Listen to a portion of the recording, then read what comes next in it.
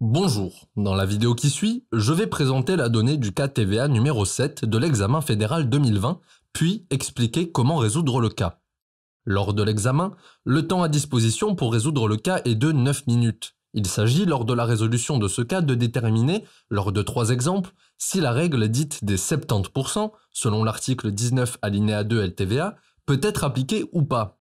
Pour vous tenir informé des nouveaux cours et exercices corrigés de Better Study, n'oubliez pas de vous abonner à la chaîne et de cliquer sur la cloche.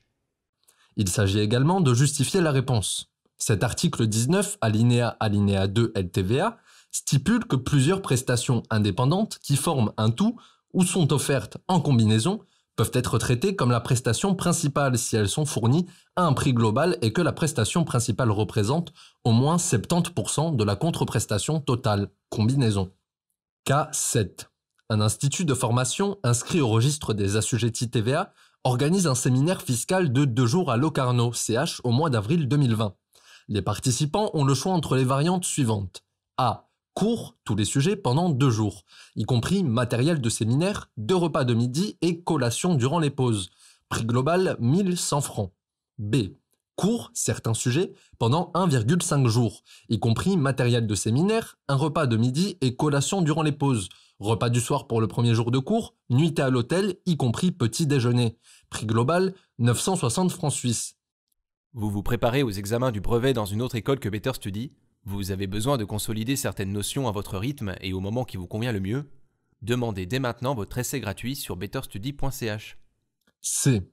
Cours tous les sujets pendant 2 jours, y compris matériel de séminaire, 2 repas de midi et collation durant les pauses. Repas du soir pour le premier jour de cours, nuitée à l'hôtel, y compris petit déjeuner. Prix global, 1340 francs suisses. L'Institut de formation décompte son chiffre d'affaires selon la méthode effective. L'Institut n'opte pas pour l'imposition volontaire d'éventuelles prestations exclues.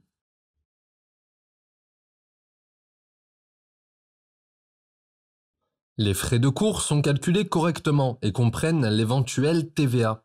Dans la publicité pour les cours et dans les autres documents, factures aux participants, etc., le prix des cours est indiqué comme prix global, sans indication de prix pour les différentes prestations.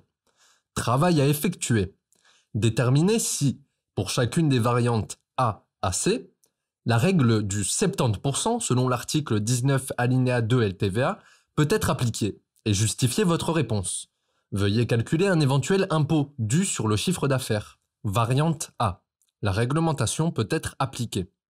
Réponse. La bonne réponse à cocher est oui. Justification.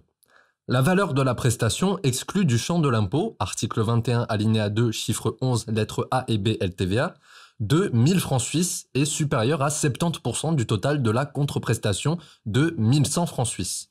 L'impôt sur le chiffre d'affaires est donc de 0 francs suisses, considérant le fait que la totalité de la contre-prestation de 1100 francs suisses peut être traitée comme du chiffre d'affaires exclu.